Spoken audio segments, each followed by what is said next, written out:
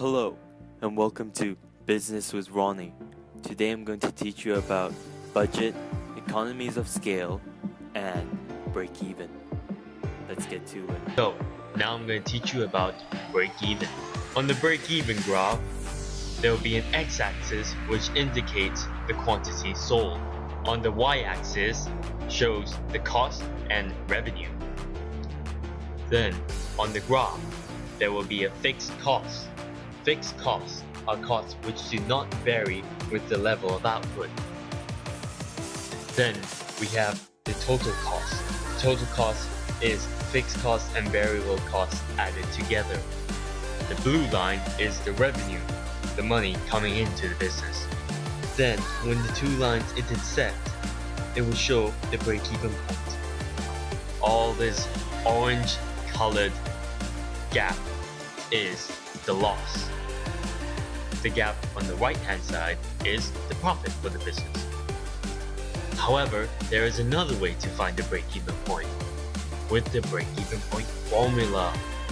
This is fixed cost divided by selling price per unit minus the variable cost per unit. For example, I have a shop and the rent is $1,000.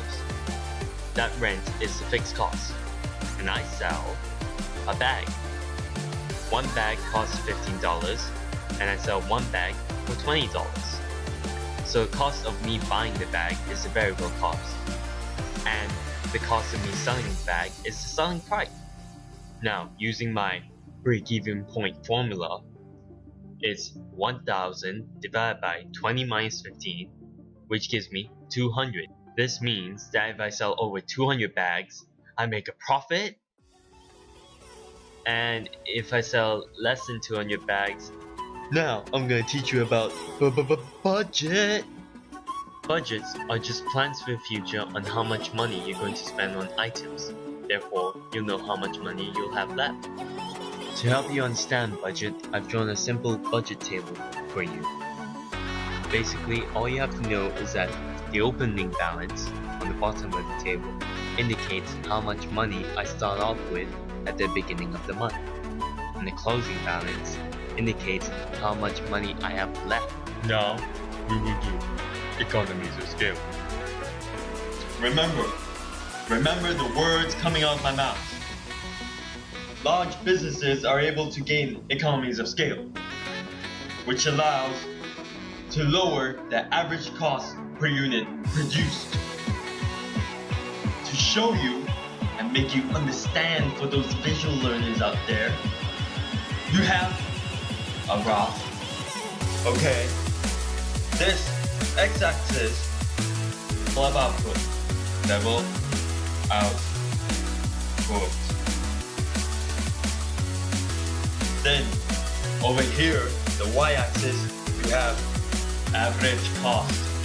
This is what economies of scale graph looks like. This is economies of scale, with the lines going down. This, the line going up, is diseconomy of scale.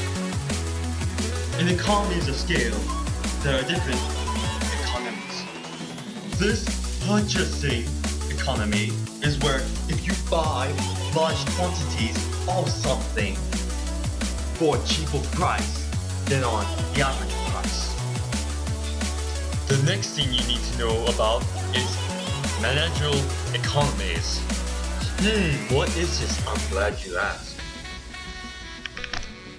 Basically, this is having few specialist managers to increase efficiency in your business. Financial economy, which is to do with money. Basically, larger businesses are able to get loans from banks easily with lower interest rates. Now, we're going to talk about marketing economies. Basically, the larger the business is, the more shops it has, advertising costs will be lower because the costs can be spread out along the shops.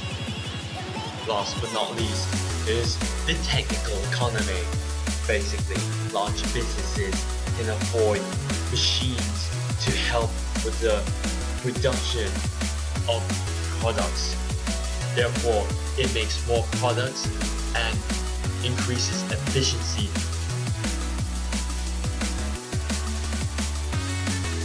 Dun, dun, dun, dun. From from banks easily without. Are you freaking kidding me? I said the wrong thing.